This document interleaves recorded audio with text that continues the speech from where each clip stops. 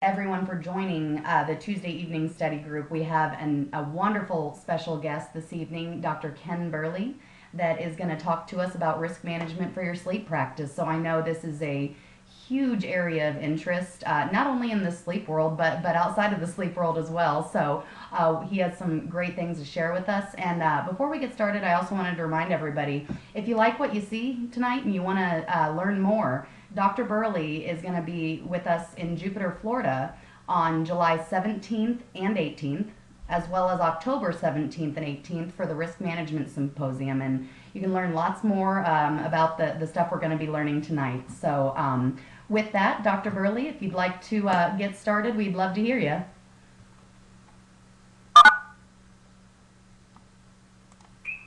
Well, a little bit of taking time out of their evening to join us.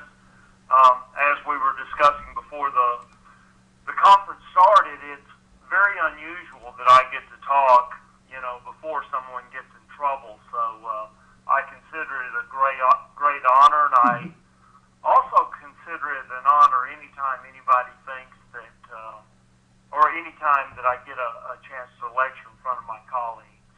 So with that said, let's get started. Um, First thing, when an attorney opens his mouth without an agenda, that's a big thing. Attorneys always have agendas. They're generally representing a client. They are dead focused on getting that client out of trouble or whatever the agenda is for that client. So my situation is a little different. I'm here specifically to try to keep you out of trouble. That's my only agenda. For that reason, I will tell the truth, nothing but the truth, so help me God. And that's obviously where we want to go. I have a strange sense of humor. I'm an Arkansas boy. You can't take this accent away from me. So sarcasm obviously is just another service we provide. So with that being said, please excuse my smart aleck comments. Obviously, I'm not giving legal advice. I am, but I'm not. If you really want legal advice, you need to contact an attorney in your state. Get advice from an attorney that has experience in front of your state board of dental examiners, or an attorney that has experience in dental litigation. Nothing that I say has been screened or endorsed by Rose or anybody associated with this organization. This is just my opinion. Like everyone, I have a few credentials. The ones that are really important are those two little lines or the line at the bottom. A lot of people have gone to law school. I'm sure everyone knows that. Most people that have gone to law school, especially if they're practicing dentistry, they're not members of a bar. Being a member of a bar means you have passed the bar exam, you keep up with the continuing education courses, and you are licensed to practice law. There's one other thing that I promised some of my friends I would start telling people. My situation is a little different. I was a full partner in the law firm. You can see that on the qualifications. I rose to the level of the managing partner. For a number of years, I practiced both law and dentistry. I had 2 dental practices in 2 different counties and was the managing partner of the law firm. Then Arkansas Heart Hospital happened to me, and I found out you couldn't work 120 hours a week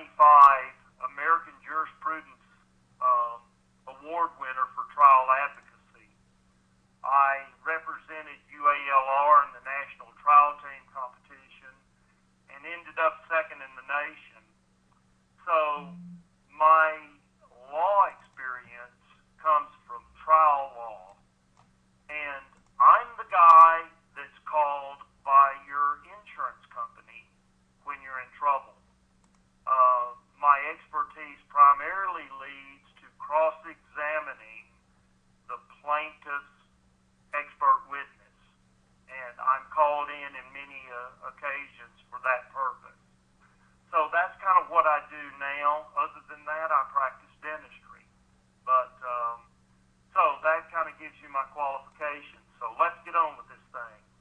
Um, when I do longer presentations and when I have time, some of the funniest things that ever happen in life happen in courtrooms.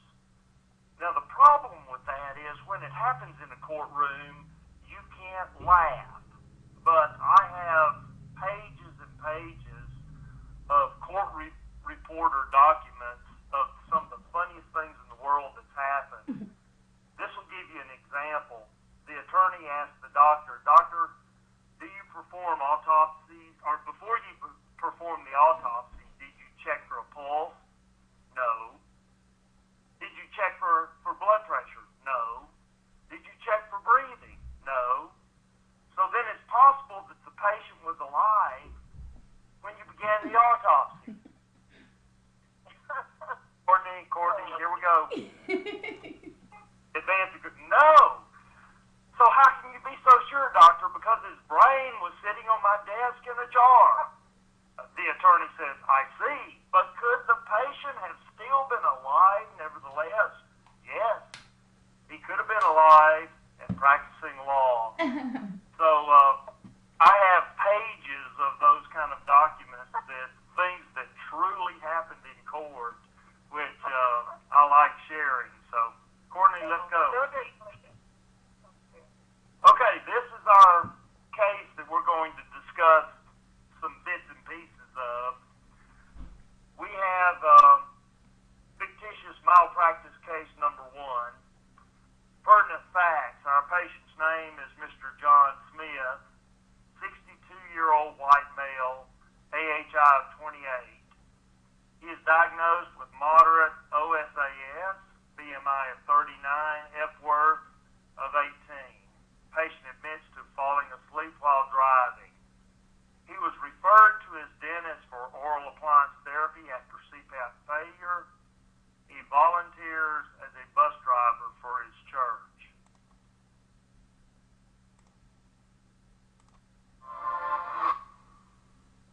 We did have a severe traffic accident today on Interstate 40 at the 421 mile marker, east and westbound. We did have a passenger bus versus a tractor trailer. We transported 12 victims to area hospitals by ground and by air. We do have confirmed fatalities.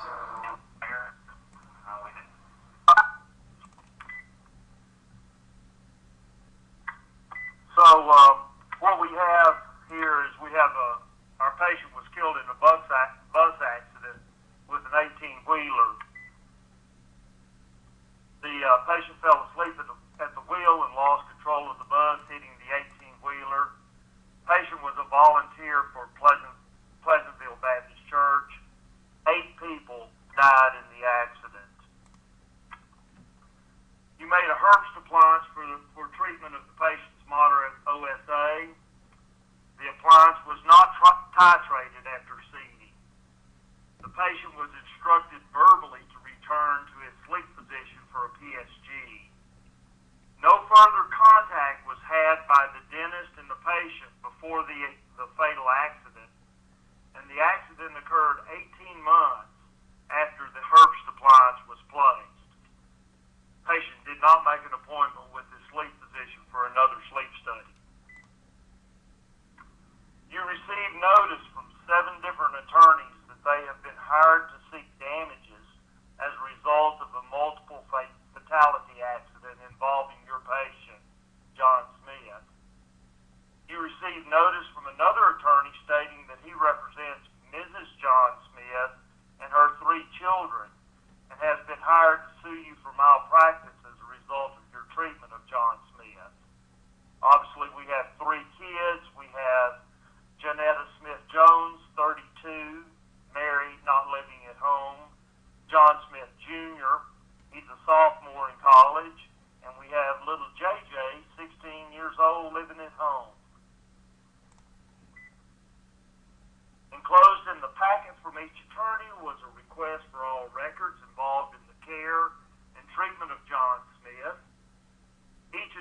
attorney had a signed medical release for Mrs. John Smith. Each attorney also requested a copy of the benefits page of your malpractice insurance policy. You have $1 million in total malpractice coverage per incident.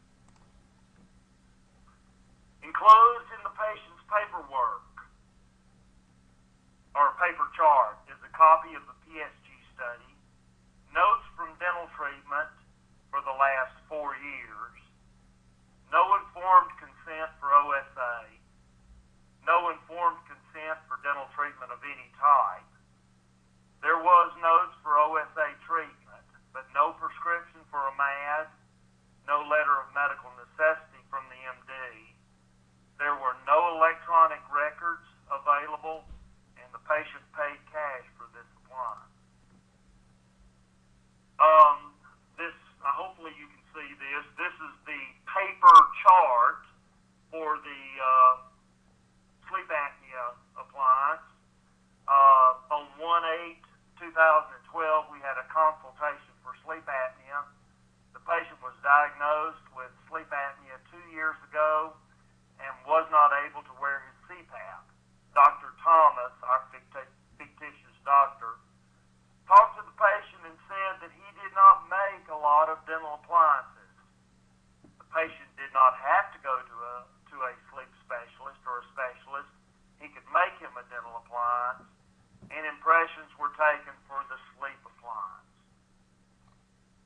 A couple of weeks later, go back, Courtney. Whoops. I got one more. A couple of weeks later, the dental appliance was seated. The patient is to call us if they have any problems with the appliance. They probably should go back to their sleep doctor for him to look at the appliance. That constitutes the records. Okay. In this particular case, you're probably going to have at least 2 types of expert witnesses. You're going to have expert testimony provided by a sleep physician as well as a dentist. The sleep physician will testify that you broke the rules, i.e. the standard of care.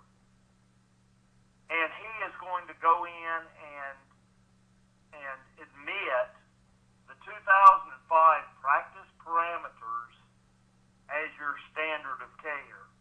He's going to testify that these practice parameters are in place to prevent this type of accident. He's going to testify that an MD must evaluate OSA patients after treatment with a MAD to document efficacy. He'll introduce the practice parameters as your standard of care. You'll probably have a diplomat of the American Board of Dental Sleep Medicine as an expert witness, who will likely testify that you breached the standard of care by failing to adjust or titrate the appliance, failing to obtain informed consent before treatment. Obviously, if you don't obtain informed consent, the common law theory of battery pertains. You fail to recall the patient to ensure the efficacy and fit and compliance and resolution of symptoms. By failing to refer the patient back to the sleep physician for evaluation and final PSG. In this case, no evidence in the record is presented that the subjective symptoms are better. We have no sleep log, no Epworth sleepiness studies that are presented, no report of decreased snoring, no evidence the patient was compliant with the MAD in any way. No objective evidence is in the record that the patient was better. No home sleep testing, no pulse ox. So the record is devoid of any evidence that the patient actually got better from the treatment. So your diplomat will testify to the things we just discussed. He'll testify that you breached the standard of care, you failed to titrate, you failed to recall the patient to ensure compliance, failed to refer, and failed to obtain informed consent.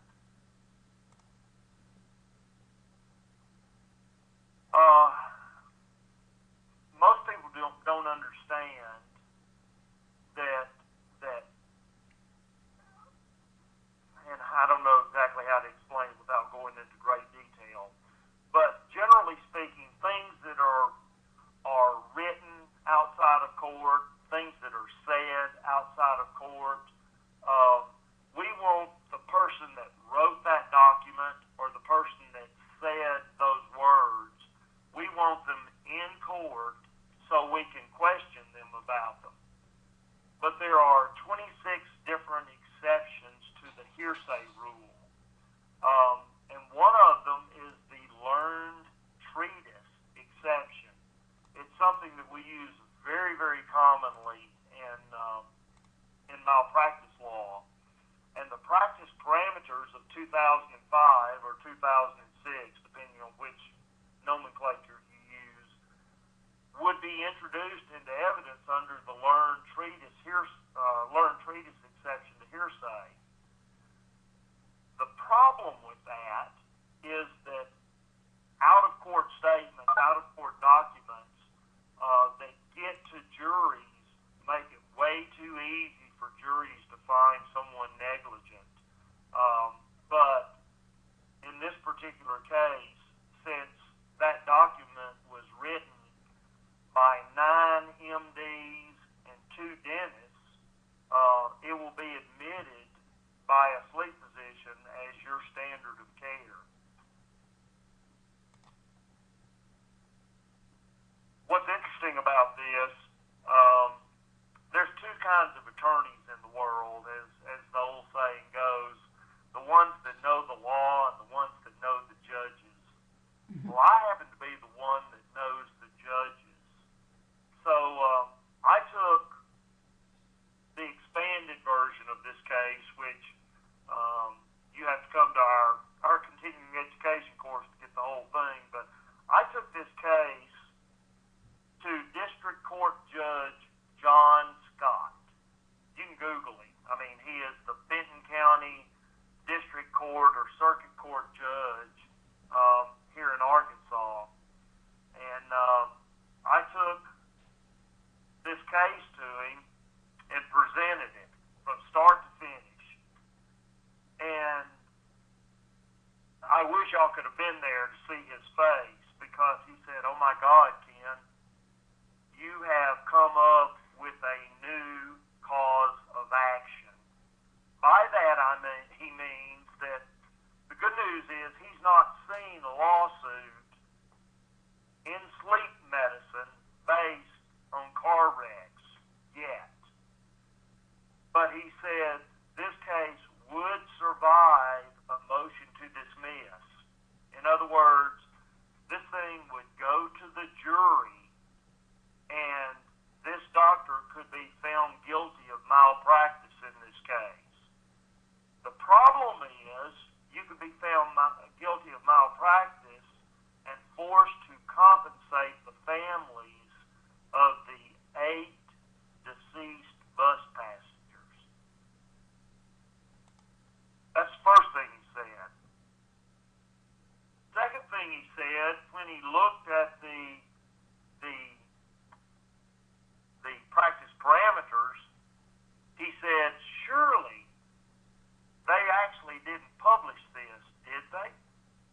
And when I told him they did, he said he would have never expected that from our profession. The next thing he asked me was whether or not I wanted to speak to the Arkansas State Trial Lawyers Association this year. I told him I didn't think I wanted to do that. The thing that is interesting about this case is that I know I'm not the smartest attorney in the world. And if I have figured this out, it won't be long before someone else figures it out. And we have to put everything in place to prevent the lawsuits that will eventually happen. Anyway, the patient's wife has sued you for malpractice and lack of informed consent. Patient's wife states that Mr. Smith did not understand the nature of the treatment. Patient's wife states the treatment was not explained to Mr. Smith. Patient's wife states that Mr. Smith was not given the opportunity to ask questions about the treatment and did not know he was supposed to be reevaluated after the MAD was seated. Okay. Obviously, in this case, there's a whole bunch of things going on, and there are so many things going on, it's going to take me almost 2 days worth of time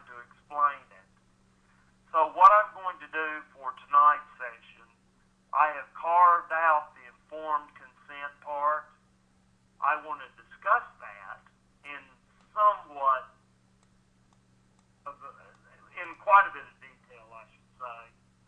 I'm going to discuss that, and sadly, if you want to know how we deal with everything else, maybe you can come see me in July at Rose's course. But anyway, today I want you to understand the process of informed consent.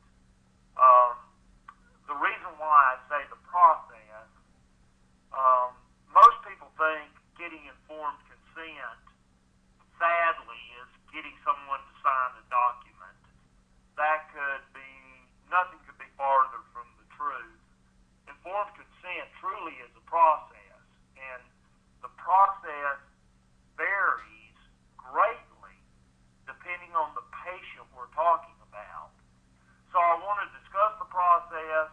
Obviously, it's the process of getting permission before conducting a healthcare intervention on a patient. But I'm going to take 5 minutes or so and kind of explain the process now, and then we'll go on. But it's important for you to understand informed consent. There's no way I can go through all of the slides and all of the scenarios and all of the different possibilities that you could experience in getting informed consent. But informed consent involves 3 legal principles and 1 risk management principle. So if you're taking notes, now's the time to do it. The 3 legal principles are, number 1, you have to transfer information to the patient. Now, a lot of people say what you're trying to do is disclose information. That's not true. If I disclose information in English and the only language my patient understands is Spanish, I have not transferred information. So, principle number 1 is you've got to transfer information. Principle number 2 is that patient has to have the capacity to understand and process that information.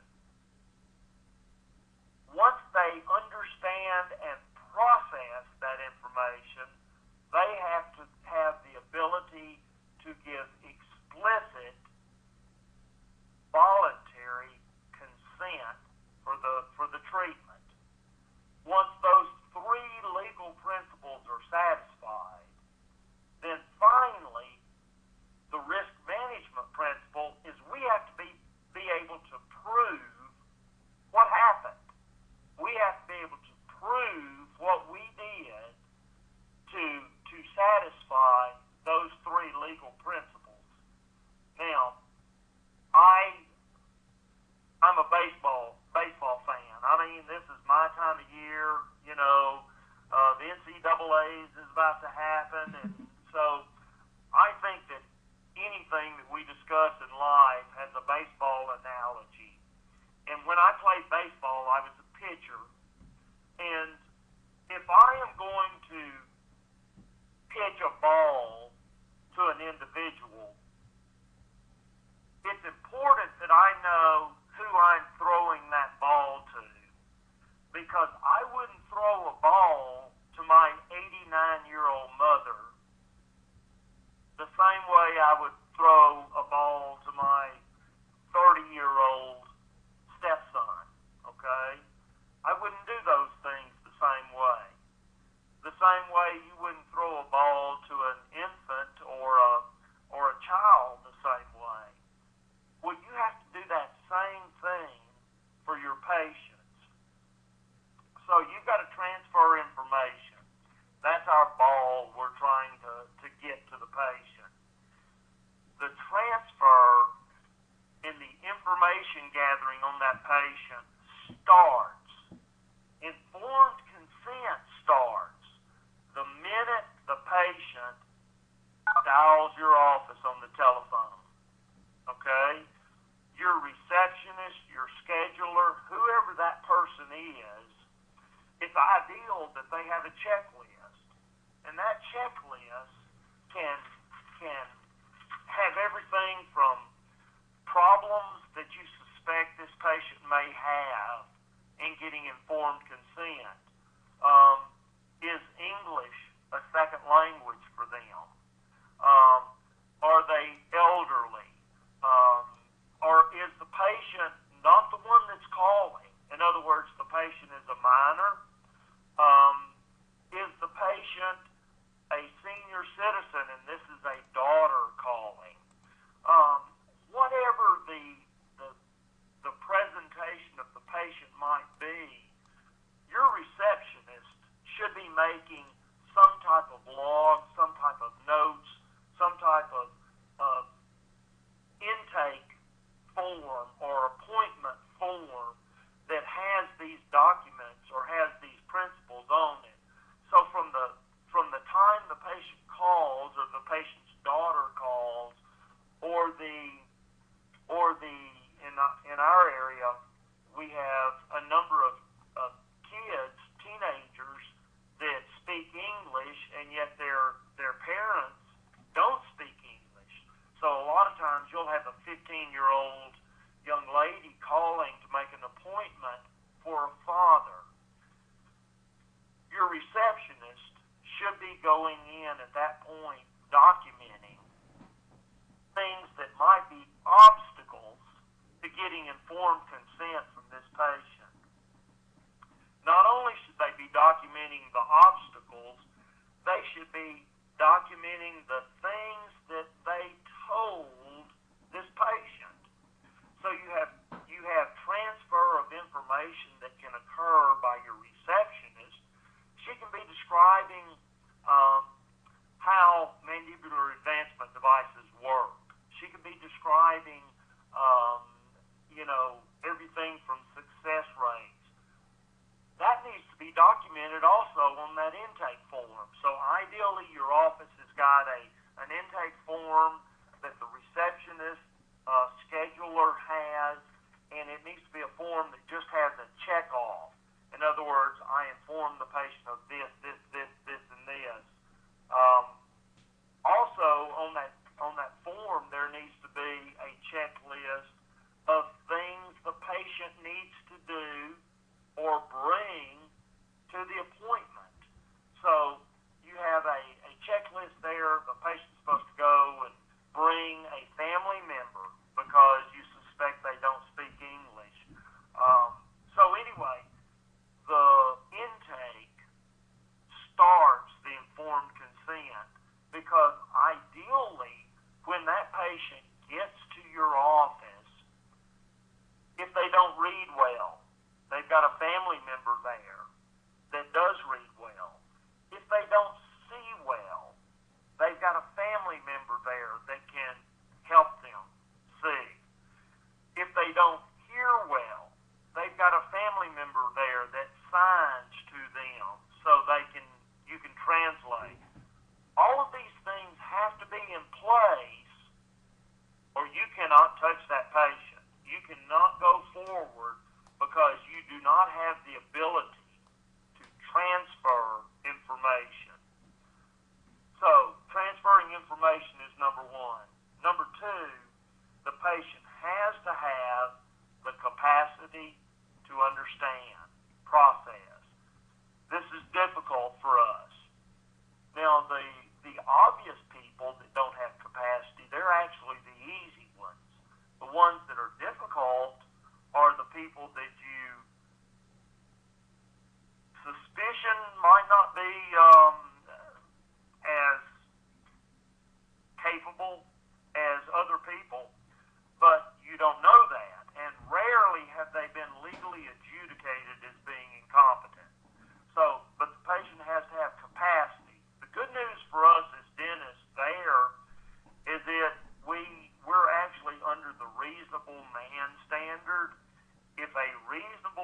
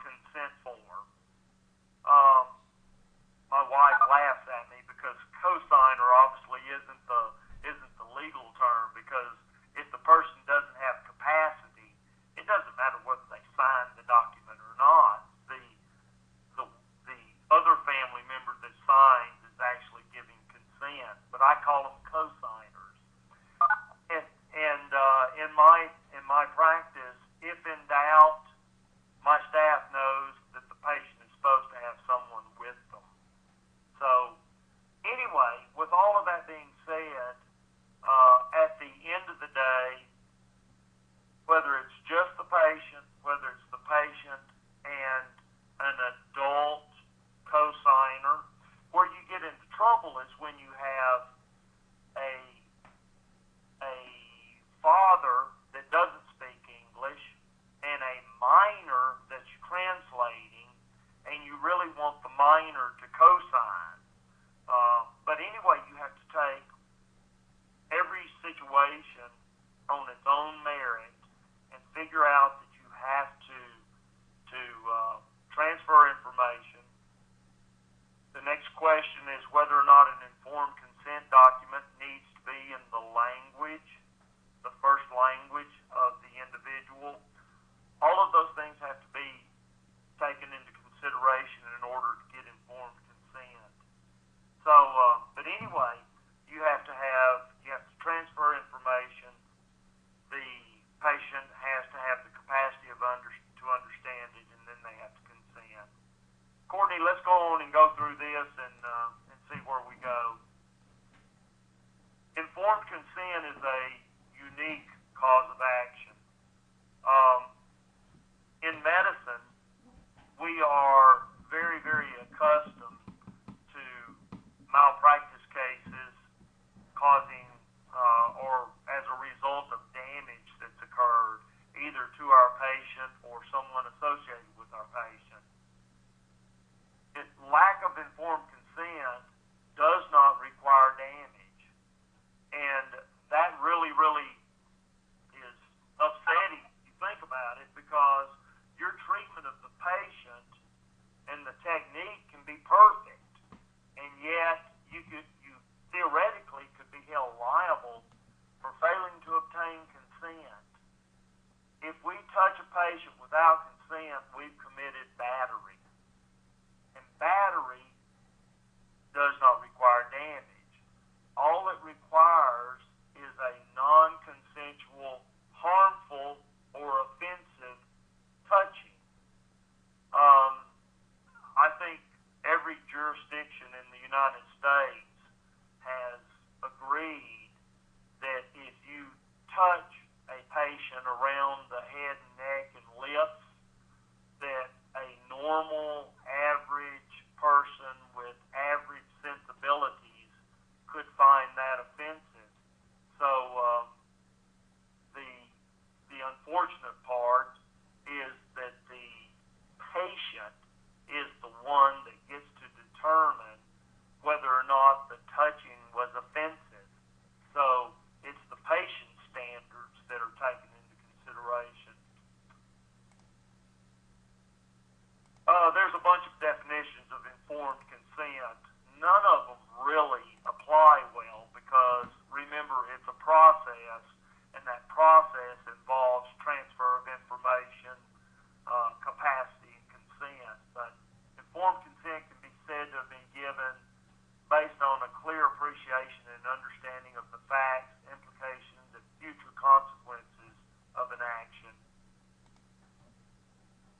Informed consent is permission granted by an adult patient, parent, or legal guardian for examination or treatment.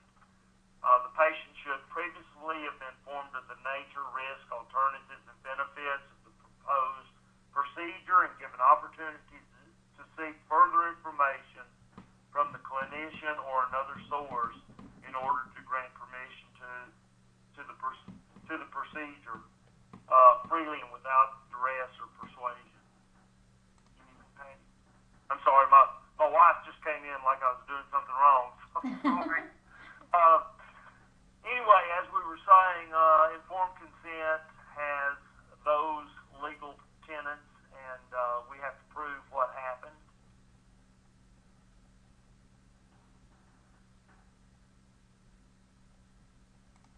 Go ahead, Courtney. Okay.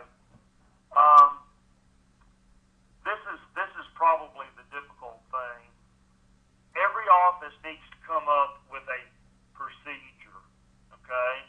How they normally get informed consent and vary it based on how the patient presents. In our office, we firmly believe that informed consent should be verbal as well as written. We say that because there are some patients that they'll never admit it, but they don't read very well.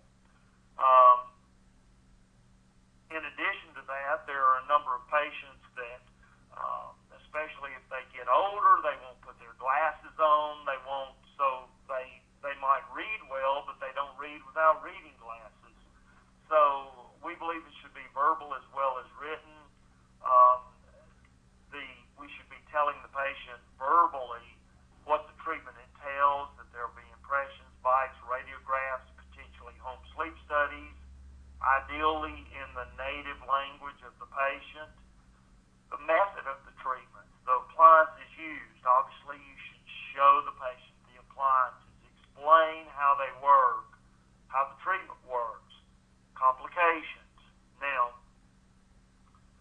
we all know that some patients, engineers in particular, they want to know everything. I practice in Northwest Arkansas, and many of my patients are Walmart execs, and they're very, very busy guys.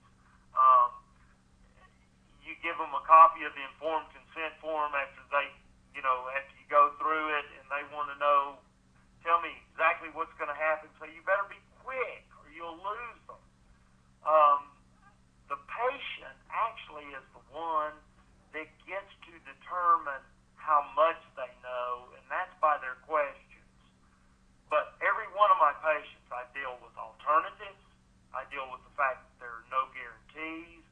I deal with the fact that not everybody is successful with this treatment. I deal with the fact that they can expect some tenderness of the joints, tenderness of the teeth, the typical things that we normally see in the studies. They can have dry mouth.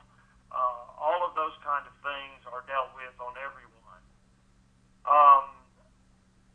The other thing that you better deal with, and that is the finances, because they can agree in principle, and if they don't agree on the finances, there really hasn't been any informed consent. If you don't know what their financial obligation is likely to be, tell the patient you don't know, but don't go forward until you do know. So I think that's a very important principle. Go ahead, Courtney. Generally speaking, most people like to bring up the fact that consent to treatment can be implied. And that is true.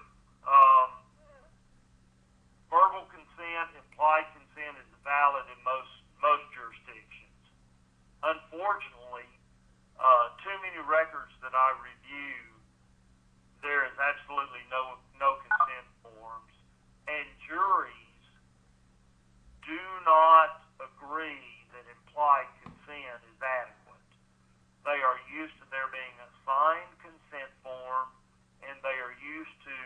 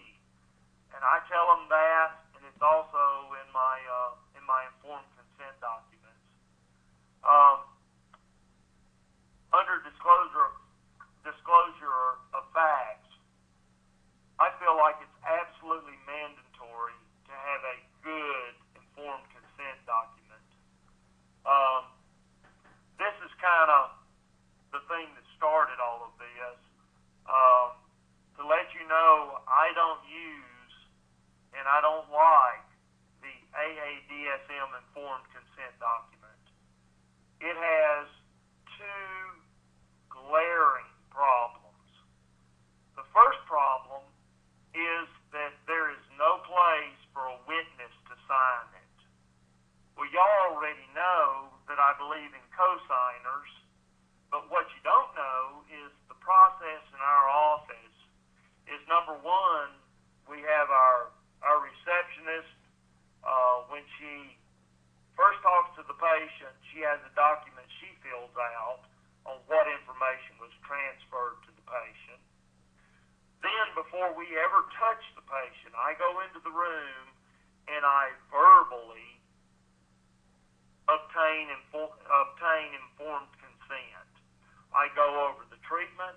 I present the models. I go over the types of appliances that may be used in their case. I go through the negatives and the positives and the chances of success and the commitment required by the patient. Then, once the patient states that they want to go forward, I get up and leave. And assuming this is not a patient that needs a cosigner, assuming this patient we suspect is able to give consent, I have a staff member that presents our informed consent document.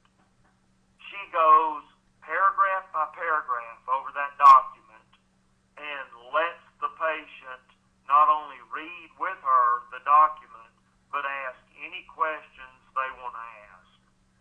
So once all of those questions are answered and the patient is ready to go forward, they sign our informed consent document, and it is signed by the staff member, the witness that was in the room that went over the document with the patient. So they sign that document. That gives me, in the case of a lawsuit, a name. Okay, well, Nikki was in the room. Nikki went over the informed consent document.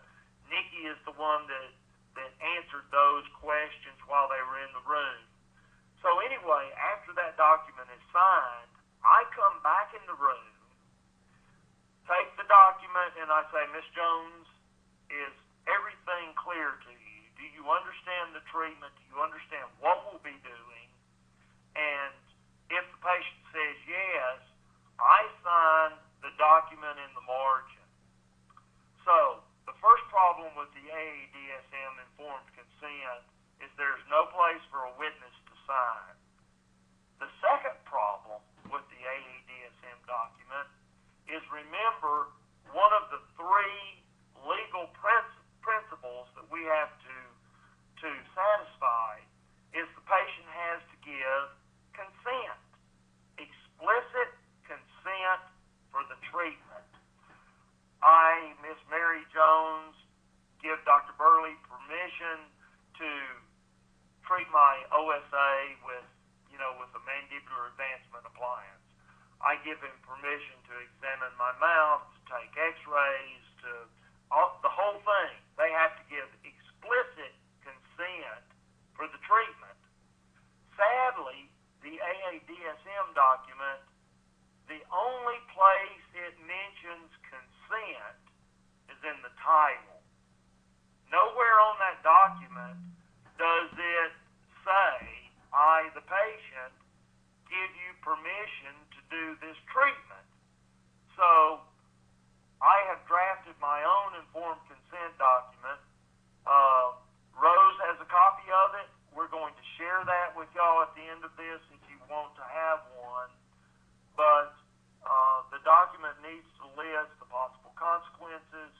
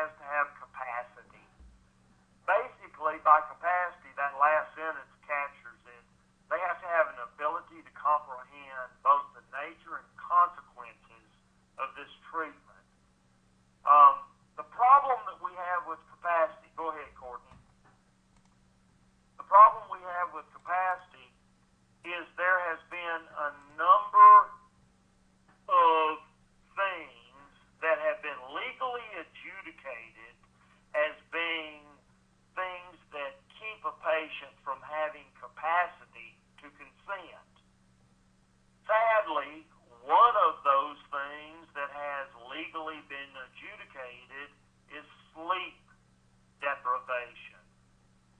So, we have sleepy patients that we know are sleep deprived, and sleep deprivation has been legally adjudicated as being one of the many things that keeps a person from having adequate capacity to consent. That goes back to cosigner. It goes back to making sure the patient understands an Epworth sleepiness scale on the day of consent. Okay, you don't want them to be exceptionally sleepy. But thank the Lord we still have that reasonable practitioner standard. If it reasonably appears that the patient has the capacity to consent, we go forward. But anyway, capacity relates to the soundness of mind, all of that sort of thing. Once you get to capacity, from a legal standpoint, the burden shifts to the patient in a court of law to prove that they didn't have the capacity to consent. They have to prove that a reasonable practitioner would not have thought they had capacity. So once you get to capacity, it's the patient that has to prove that they didn't have it and you should have known it. So anyway, let's go ahead, Courtney. That tells where I want to go. If the patient must have legal capacity to consent, therefore, if in doubt, the highlighted part, if in doubt, make sure to get a cosigner, because a cosigner, if it's a family member, spouse, child or children, if it's an elderly, that takes care of your problem. Now, what most people don't understand on cosigners, it doesn't matter that the child does not have a legal guardianship of the parent.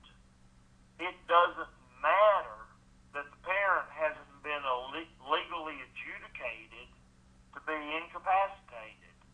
The simple fact that they are co-signing gives you the ability, and I hate to turn on the lawyer thing, but it gives you the ability to use the daughter that co-signed in court against the parent. Because the daughter was there. The daughter said, we went through these things. The daughter gave permission. So you now have the ability in court to use family members against each other.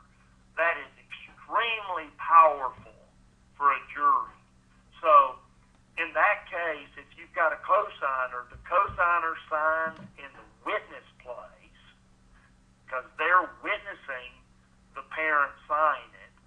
Then the staff member that was in the room, they sign in the margin, okay, as being the staff member that was in the room when all of this occurred. So you want to get a cosigner if in doubt. Obviously, as I told you, there have been a lot of things that have been legally adjudicated to prevent informed consent. Intellectual disability, immaturity, emotional immaturity, PTSD. Go ahead, Courtney. The big deal for us is sleep deprivation. And I don't have a real good answer, because every jurisdiction is going to have a different definition of what constitutes sleep deprivation. Maybe we need to have coffee, in our waiting rooms for every sleep patient. But I think as long as the Epworth isn't exceptionally high, as long as we have the patient appearing normal in cognition and functioning normally, but we need to know that sleep deprivation is one of the issues in giving consent. If in doubt about the patient's capacity to consent, don't perform the treatment.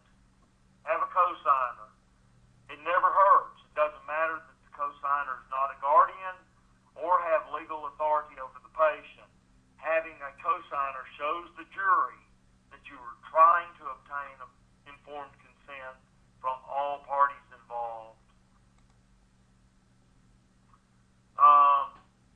If a patient has not been legally adjudicated as lacking capacity, there is a legal presumption that the patient has legal capacity to consent.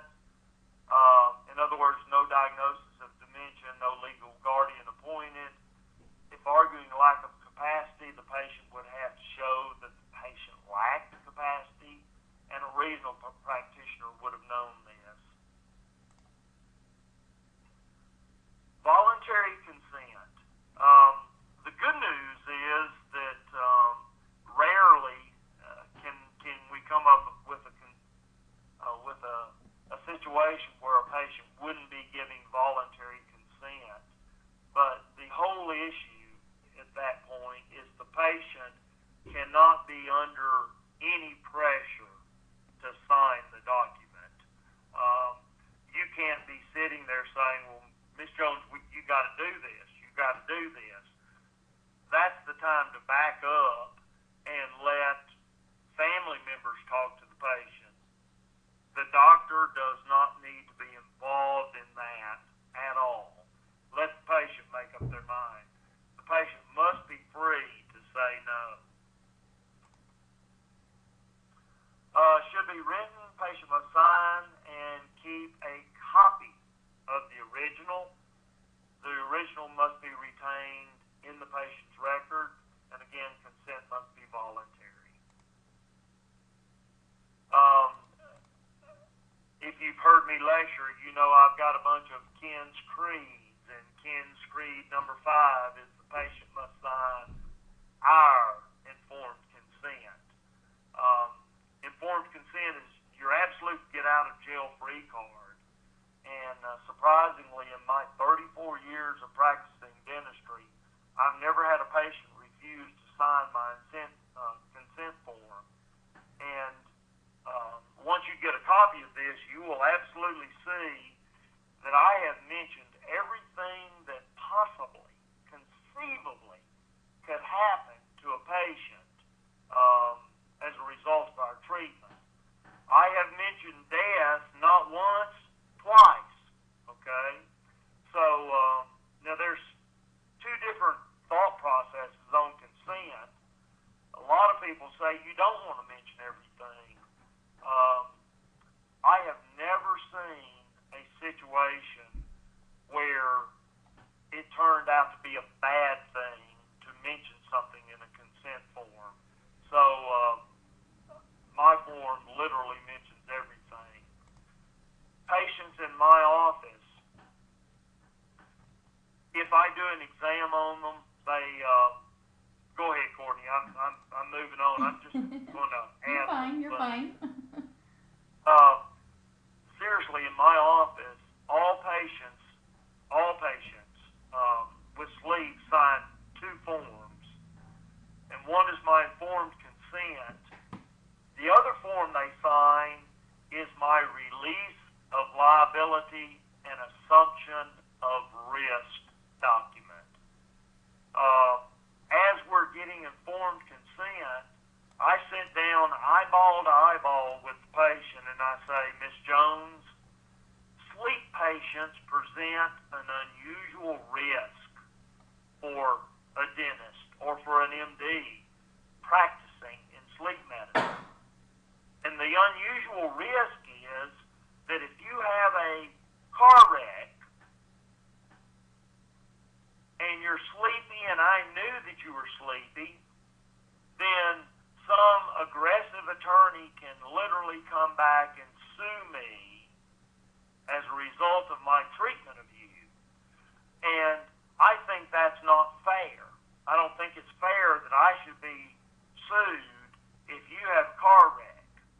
So, for me to treat you, you have to sign my assumption of risk document that car wreck. And I have never had a patient refuse to do that. They all say, well, that's reasonable. If I have a car wreck, that's my fault. So they sign my informed consent form, number one, and number two, they sign my assumption of risk form. And that is if I do an exam and don't find any issues. If I do an exam and I find out they've got some perio. Now, I'm not saying rampant perio, or maybe they have some minor pockets. As we all know, an oral appliance can aggravate that. It's not that I don't treat them at that point, but they sign an assumption of risk for perio because they have to assume the risk to take care of their perio, to go every 3 months to their dentist to get cleanings, to make sure that they do their home care. They have to assume the risk of perio or of TMJ, so I'm a big component of assumption of risk documents. But anyway, the two that everybody signs is the assumption of risk and release of liability for car accidents and my informed consent. So anyway, as you already know, I don't use the AEDSM informed consent. It does not have a place for a witness to sign the document, and it does not ask the patient to give explicit consent. So therefore, I don't use the document. I've drafted my own.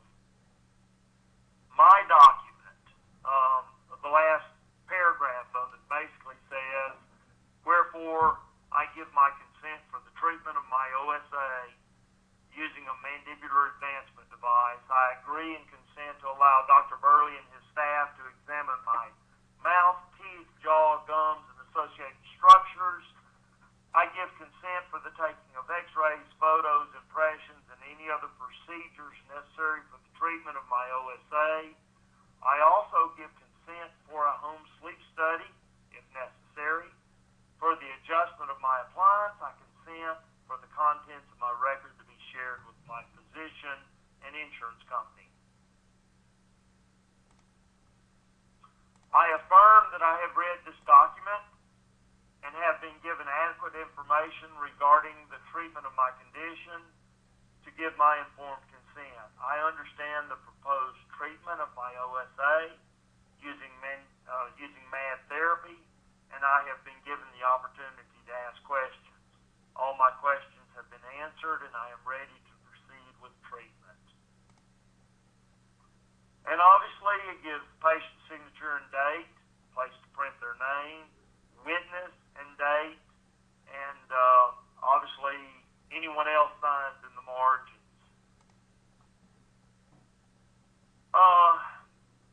Additionally, you already know that informed consent is a process. It really has nothing to do with getting the patient to sign this informed consent document.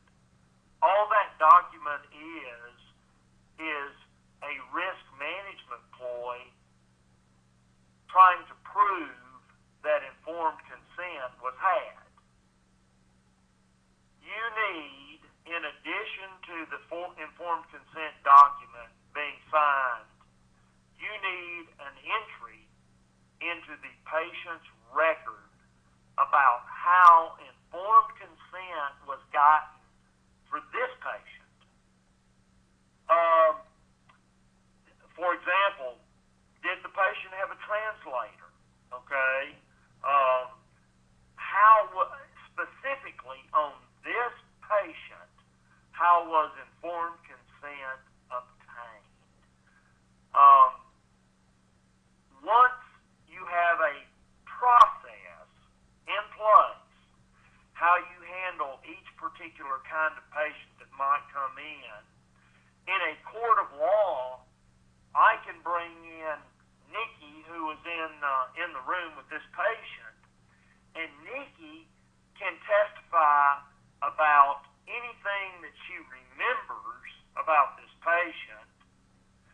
more importantly, Nikki can testify about the office process of getting informed consent.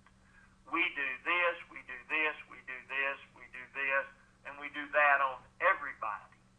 So once you have a process in place, the process becomes admissible. Where you get in trouble in courts, you have, and it's usually a doctor, that remembers minute details on an informed consent process, or juries invariably don't believe that. They might remember that this particular, or they might agree that this particular patient asked about her joints, but they won't believe that you remember everything that was said to that patient. They will believe testimony on a process, okay? So there needs to be a record entry, a journal entry. I threw one in, but obviously everyone's going to be different depending on the type of patient. Is this a minor? The other thing that you need to be aware of, if the patient, for whatever reason, is not paying for the treatment, the individual paying for the treatment needs to sign the consent form. If you don't, okay, invariably you will get in trouble. So a record entry needs to be made. This one says patient was informed of the benefits, alternatives, possible negative consequences of math therapy by Dr. Berley. That's me going in the room before we ever touch the patient. That's after Patty's already gone through the initial telephone screening process. So I go in and I tell them, I get informed consent verbally. All the patient's questions were answered. The patient stated that she understood the treatment and alternatives and wished to go forward with treatment. After consultation, the informed consent documents were explained. All questions were answered. The document was read and signed by the patient. It's obviously got to be initialed or co-signed by the person entering that note. Now, we are talking in the patient's record. Now, I don't care whether that's an electronic record or whether it's actually a paper record, but there needs to be an entry in the record that how this particular patient's informed consent was obtained. So, anyway, I talked about my assumption of risk document. Both the assumption of risk and informed consent documents are obtained. You've got to develop your own consent process. I don't care, as I said before, I can't go through every possible scenario that could present itself in your office. Obviously, you could have a deaf person. You could have a deaf and blind person. If you do, man, it's cosigner, because I don't know of a way to communicate with a deaf and blind person. I'm pretty sure we don't have any forms around here in Braille, so you have to develop your consent process. Each patient must sign my consent form, or I don't make the appliance. My consent form is so detailed, it actually acts like an assumption of risk document to some degree. In many cases, this document alone will prevent a lawsuit. And as I say, it's a get out of jail free card.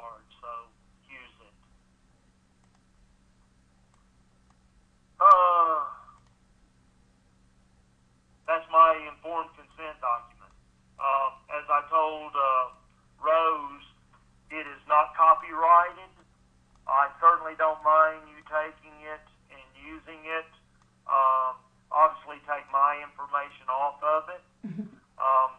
I think Rose mentioned that she's going to actually make it as part of the Dental Writer software program. So soon it will be available there. Yeah, Dr. Berley, That's all I've got, Rose. yeah, we're getting that built in. It'll be found in the Quick Letters tab under the consent forms, and the really cool thing is you'll be able to take these forms, and for example, if you want your specific patient's information to show up underneath the signature line or something like that, we'll have merge fields in there for you that you can have each one specific with the patient's information as well. That sounds great. As I say, this is my release of liability and assumption of risk document. I've actually redrafted that 2 or 3 times. I hope you've got the latest one. If you don't, I'll get it to you. But it basically says that due to the nature of sleep medicine, the failure to comply with treatment can result in severe physical and social issues, including but not limited to, and it goes on down, and one of the things that's listed there, obviously, is increased motor vehicle accidents, hypertension, excessive sleepiness, and increased mortality. As Dr. Ken Berley and Ken Berley DDS Ltd. cannot ensure success of any type of therapy and cannot guarantee that any patient will comply with treatment for sleep, I hereby waive all rights that I, my heirs, and the science might have to seek legal redress for any damages, physical or monetary, that I might sustain as a result of my treatment for sleep apnea or any failure on my part to comply with treatment. Let me get on down. Therefore, I release Dr. Ken Berley DDS Ltd. and his staff from any and all liability associated with my treatment, and I personally assume all risk associated with my care, including but not limited to, and it goes through all of that stuff, and increased mortality. Now, will this document absolutely keep you from being sued? The answer is no. Okay? But it is another obstacle for an attorney to get over. And it's a pretty good obstacle, especially if it's secondary to motor vehicle accidents. So, if you, and I know none of y'all have heard me lecture in the big arena, but I believe in comparative fault and placing blame on other individuals. I am really big about placing blame for problems on the patient, and this is one of the many tools that I use for showing comparative negligence. But anyway, that's another discussion for another day. Questions? Yeah, for everybody on the conference line, what I'm going to do real quick is go ahead and unmute your line. So if you want to jump on the line and ask Dr. Berley a question or bring up a discussion item, we'd love to hear from you. So if you do not wish to be unmuted, feel free to mute yourself right back. Or if you prefer to use the chat box, you'll find a chat box in the lower right-hand corner, and you can type your question in there, and we'll make sure Dr. Berley hears your question. All right, so everybody's unmuted. You should be good to go.